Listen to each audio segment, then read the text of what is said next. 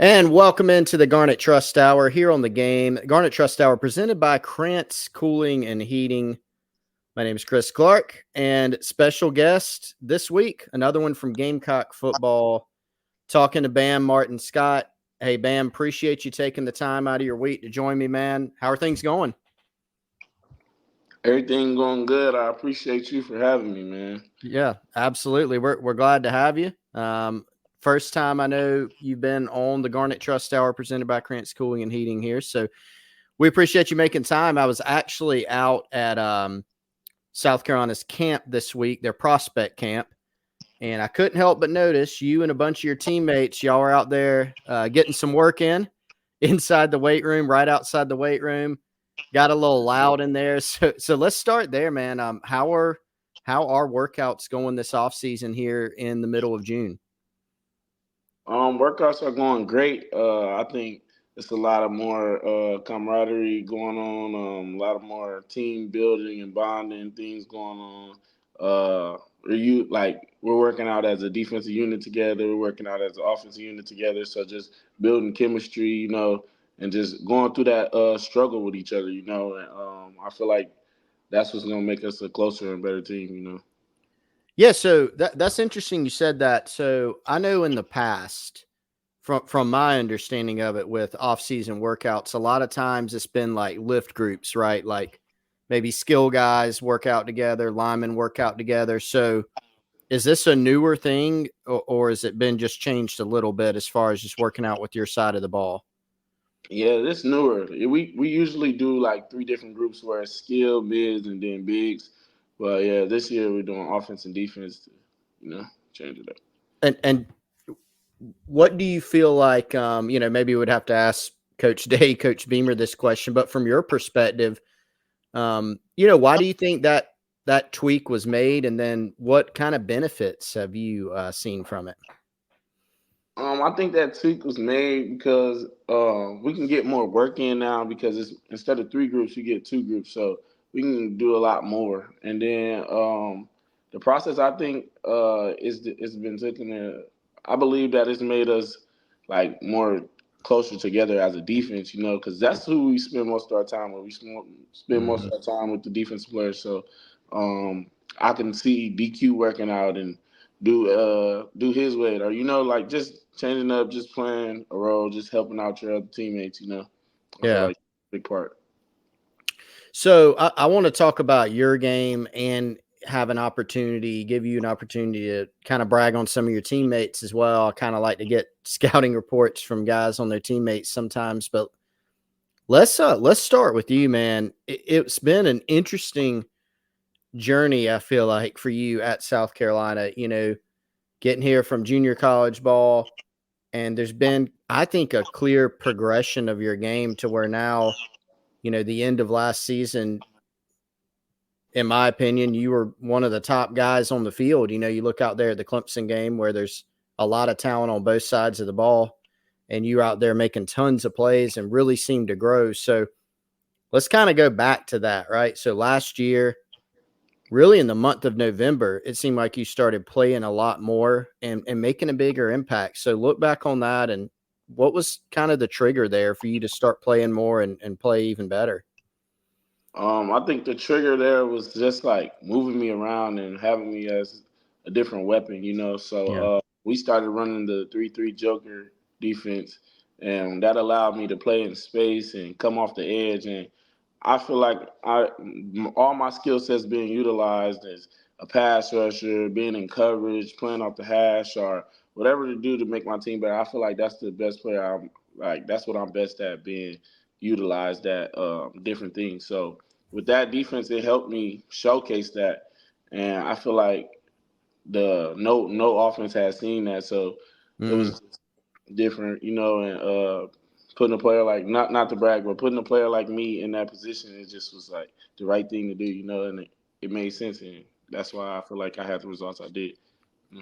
So let's describe the role that you played. I mean, I think you just laid out several things there in that 3-3-5 defense. I mean, we saw you do all those things: cover, rush the passer, blitz, play the run. How would you describe the actual spot that you play? Like, is in the 3-3-5, is there a name for that spot that you're playing? Is it still like Mike, Will, Sam, or what are we calling that? They call it the Joker, Okay.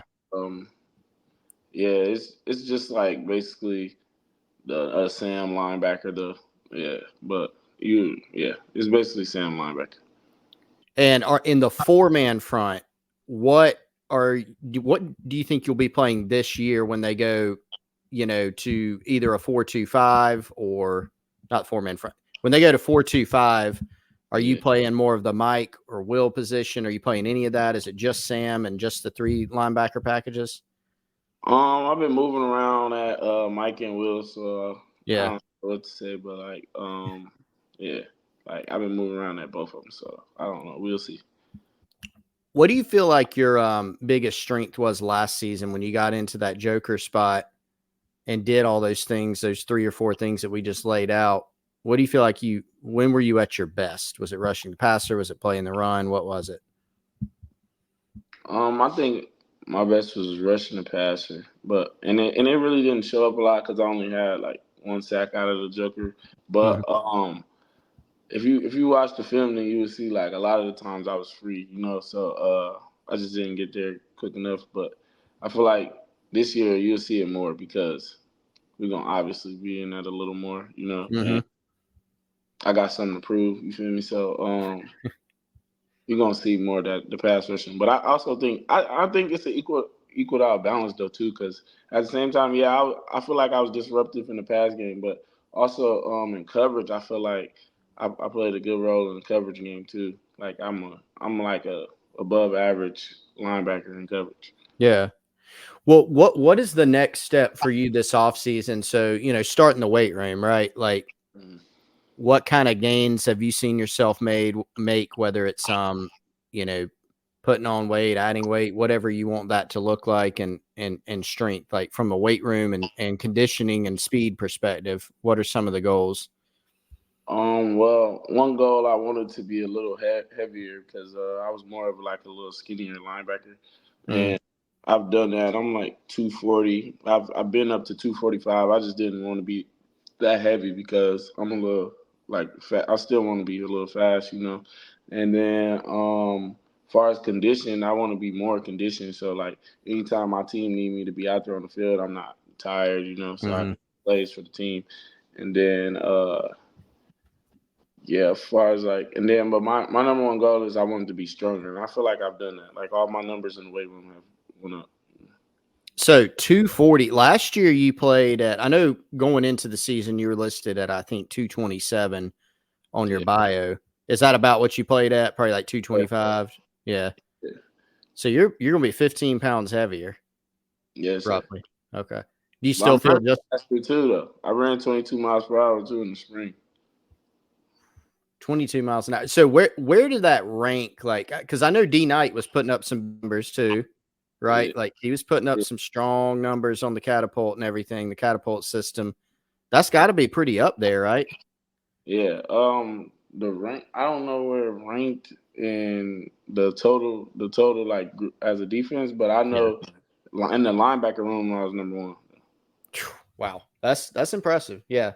So about 6'3", 240 with a 22 miles an hour. That's pretty good. Now on the field, you talked about some of the things last year. You felt like you were, pretty adept at rushing the passer. You obviously are called upon to do a lot of things in that Joker linebacker spot. But as far as on field progression, what's the next step for you there, you think? The next step is just standing in the playbook, watching film, and just dissecting teams down and not just letting it be off athleticism, and just really becoming a student of the game. I feel like that's where I improved most this year. Ben, when we come back, we're going to take a quick time out here. And when we come back, I want to look back even farther a little bit more. I remember covering your recruitment out of Dodge City Community College when you were in JUCO. So I want to go back to, the high school recruiting process, the junior college recruiting process, and just kind of the progression that's led you here to your 6th year in Columbia. So we'll get into that and much more with South Carolina linebacker Bam Martin Scott. You're listening to the Garnet Trust Hour here on the game, presented by Krantz Kooling and Heating. All right, back at it with Bam Scott from Gamecock Football. You're listening to the game. This is the Garnet Trust Hour, presented by Krantz Kooling and Heating. And Bam, first segment was fun, man. Learned a lot actually about your game, about the defense, how you fit in last year, how you could fit in during this 2024 season. But let's back up a little bit, man, and go back to the recruiting process. So I remember very interesting recruiting process. Really, it was interesting for anybody, right, that was recruited around that time because you were in the 2021 class. So that meant we were still full swing in COVID, recruiting and all that. So, how was that junior college recruiting process for you? Like, did you like it? Did you dislike it? I liked it. I caught the little wave right before like the COVID hit though. So like Okay. I had like time, like yeah, COVID hit, but I had already had played the season, so I Yep. was already getting looked at during the season. So I was kind of already like getting recruited. But as far as like the whole process, it was all right because I couldn't go on visits, but I could talk to coaches and do the little Zoom thing. Mm-hmm. Yeah, I guess the visits would have been better. So it For was all right. sure. What did you I mean, was it kind of weird though? Like, as far as your recruiting, like you're doing a bunch of Zoom calls and things like that, like trying to get a feel for a place, trying to meet coaches, and you know how the recruiting game is. There's some junk you have to sort through and sift through and all that. So I mean, was that more difficult, you think, not being able to be in person and look somebody in the eye?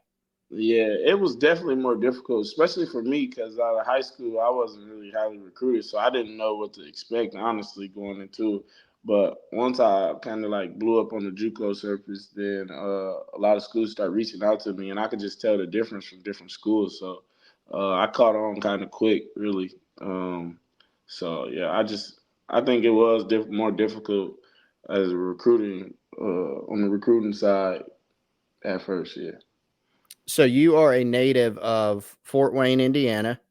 Tell us a little bit about Fort Wayne. Like, I don't know anything about it. It seems like it's probably a lot different than Columbia, South Carolina. But tell us about your hometown. Yeah, it's named after Anthony Wayne, the general. Uh, Okay. but it's not really big. Probably like I don't know, probably like 180,000 people Mm-hmm. around there. Then grew up in like a little neighborhood where all my family around. Like all my auntie lived up the street from me. My grandma lived down the street. So Yeah. I was always surrounded by family, and like where I'm from, everybody knows each other. So it's just like a big community, really. So yeah, it's nothing. So did now I know Coach Pete Limbo is now the head coach at Buffalo, but did he know the history of, he's the big military history guy? Uh, Did he know that your hometown was named after a general? Probably. I'm sure he did. I'm positive. I know for sure. So, but I read in your bio once, to go back to, you mentioned earlier that you did not get heavily recruited out of high school. Why was that? Like, did you not start playing football until later in life, or how did that part of the process go? Well, yeah. My freshman and sophomore year, I didn't really hit a growth spurt. I was always like the smallest, so I was kind of like like I was like 5'7". I played safety. Wow. So yeah, then my junior year I got a little bigger, but not really. And I still was at safety. I was getting moved around a little bit. I wanted to be a tight end. So my senior year is when I really locked in. I started going to like the summer camps and everything. And then I had a growth spurt. So after that, they moved me to DN.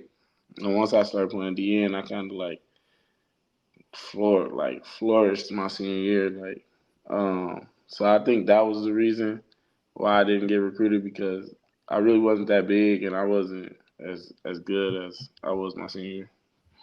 Yeah, it's good for you that you hit the growth spurt. My parents would always tell me, like, don't worry, you're going to hit a growth spurt, and it never came, so I'm still over here chilling at 5'8". So, you, you hit your growth spurt. So that was good for you. You're like 6'3", right? Is that what yeah, 6'3". Okay.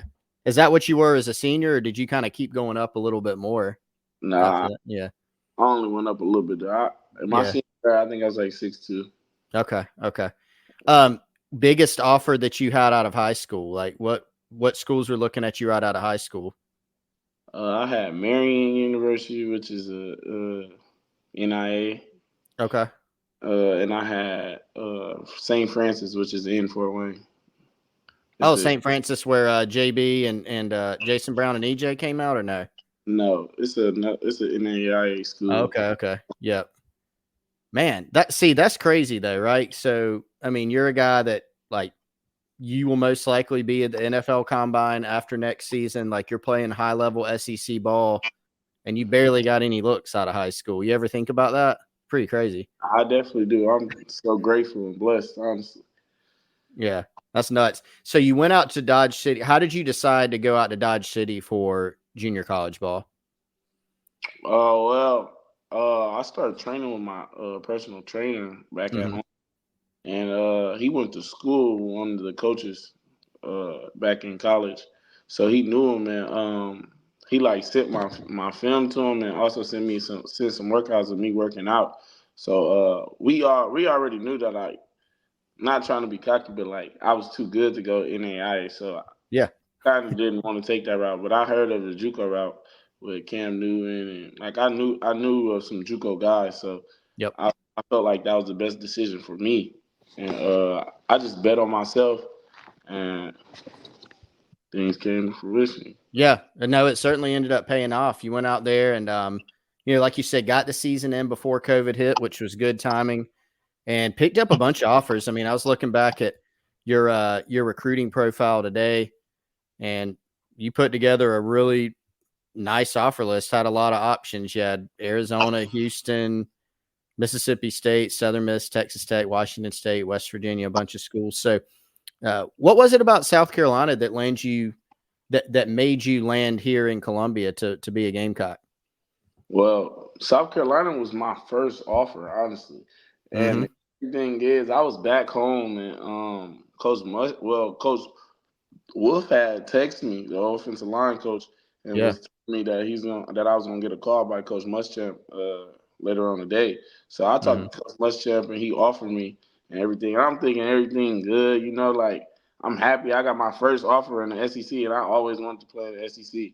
So then later on, like when I got back to school, I found out that he got fired. So I was kind of like upset because I was leaning more towards South Carolina anyway. Yeah. And then Coach Beamer had called me and extended the offer. So I was like, that's nothing but God. I got to go there. Yeah. So when you get to Columbia, I mean, you had committed there, you had signed there, but I mean, you'd never been there, right? I mean, I haven't. because I mean, you're just doing everything over the phone and Zoom. Like, what were your first impressions when you got to Columbia? Uh, I was kind of like nervous because I had people on my team from JUCO that was from South Carolina, so they would tell me and stuff Yeah.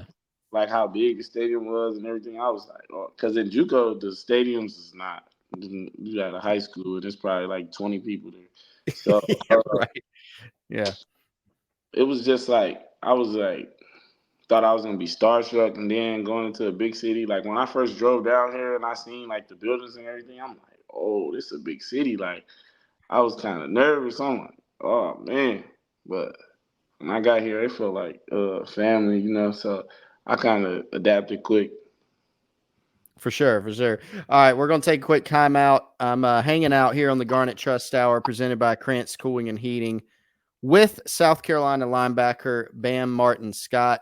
When we come back on the other side, I'm actually going to ask Bam to explain the story behind his name. So we'll get that. And then we'll dive into a lot more Gamecock football, including his scouting reports on some teammates and much more. Again, you're listening to the Garnet Trust Hour presented by Krantz Kooling and Heating here on The Game. All right, back for one more segment with South Carolina linebacker Bam Martin Scott. You're listening to the Garnet Trust Hour, presented by Krantz Kooling and Heating here on the Game. Now, Bam, I actually know this story because I've done my research, but a lot of people listening may not know your name is not actually Bam legally. Unless you've legally changed your name, you probably have not done that. I haven't But done. but you have not done that. Tell us how you got that nickname. When I was younger, my grandpa named me Bam Bam after the fireworks on my birthday, July 4th. And Right.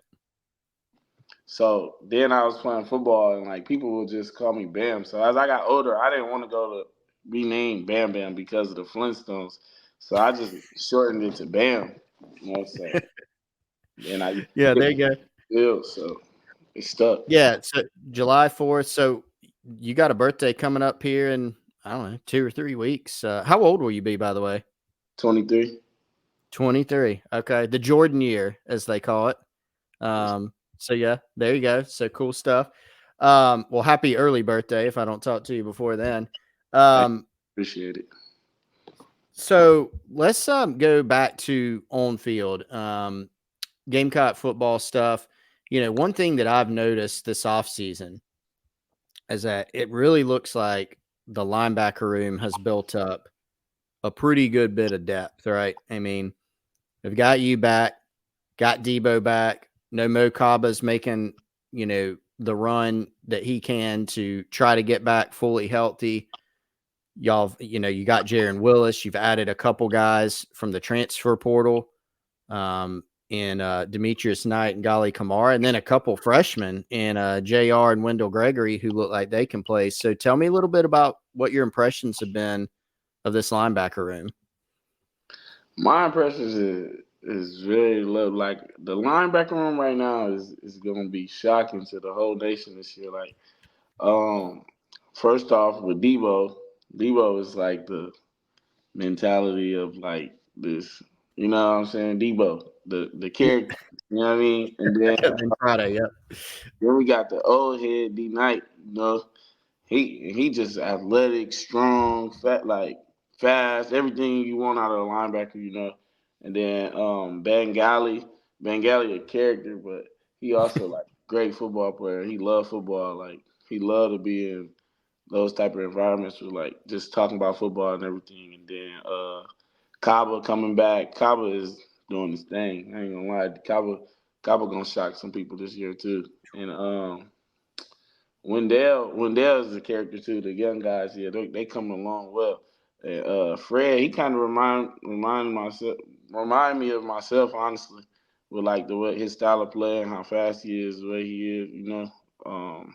So yeah, I Yeah. No, the two freshmen are pretty impressive, and I think, man, like what I see, and tell me if I'm on the right track here. It really seems like as the athleticism in the linebacker room has kind of gone to the next level, right? With the freshmen you brought in, and you guys coming back as upperclassmen, and then adding in those two very experienced transfers like D Knight and Golly. I mean, it seems like the athleticism is really taking a step forward. yes sir, definitely has. So, this defense as a whole this year, I know, you know, in October, thinking back to last year, right? October didn't go how you guys wanted, right? Y'all would probably say too many points, not enough turnovers. Like that's something that Coach Beamer and Coach White have talked about. And then in November, you guys flipped a switch and played a lot better down the stretch. And I think the 3-3-5 was part of that, and playing you and Jaron more and things like that. But what are the next steps for this defense, you think, to kind of take a step forward in 2024? I think the next step is just being player led, making decisions as teammates and players, and not getting like too focused on the moments, Mm-hmm. but just winning your one on one battles and just staying grounded. I feel like we've been in this defense for what 3-4 years now, so we know it inside and out. And I feel like this year, like it's gonna be one of those defenses that everybody talk about the 2024 South Carolina defense. What have been your impressions of some of the other newcomers on this roster? Because, like, you've got some new additions. We just went over some of the freshmen and the transfers at linebacker, but there's some new faces at defensive tackle, at edge, in the secondary. Who are some of the guys that have maybe stuck out to you a little bit during spring ball or in the summer? First, Dylan Stewart, definitely. Like, Yep. he's one of those guys. I say he got like Michael Parsons potential. Woo. Kyle Bernard, he's my guy. He definitely has potential. Like that, we brought Gilbert back.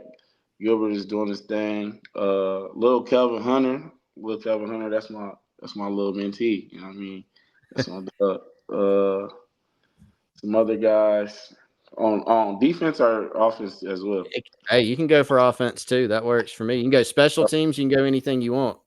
I like Mazio Bennett too. I like Mm-hmm. Mazio. Somebody I think Tyshawn is gonna have a breakout year this year. Rocket Sanders, Juju being back from the injury. I like Juju. Lenore's gonna put the whole nation on notice this year. Watch what I tell you. Yeah. Does this team, you think, have a little bit of a chip on the shoulder? Would you agree with that? Yeah, we definitely have a chip on my shoulder. There's something to prove. Definitely. Like Is the girls, that? I didn't mean to interrupt you. Go ahead. like how the girls had the revenge tour. We on our revenge tour. Okay. Is that because last year, like, is it a combination of things, like the way, that last year finished going 5-7 plus, I don't know, people like maybe counting you out because of the schedule and how last year, like, is it a combination of all those things? Yes, definitely. I feel like people just like they thinking that because of what happened last year is gonna be the case for this year, and it's not. I feel like last year a lot of things were wrong. Like first of all, our O line was down. Mm-hmm. Juice Wells was not, playing. Like we only Mm-hmm. had, well, not we only had, but our target was Xavier and Mario Anderson was banged up a little bit. Like this year, first of all, we coming out healthy. We got more going. The defense is gonna be better, more connected, stronger with the lift groups that we doing, and we doing more team bonding things. So I just believe it's just gonna be a different team this year. Tell us a little bit, and you don't have to give us a ton of detail, but you've mentioned the team bonding and team building stuff a good bit. Is that like stuff y'all are doing more kind of in the weight room, some of the stuff that Coach Day does, or is it more like, I don't know, just going and doing some more activities together? Yeah, we just do our activities together. So, like during the spring, we had a little basketball tournament. We had a Yep. football tournament.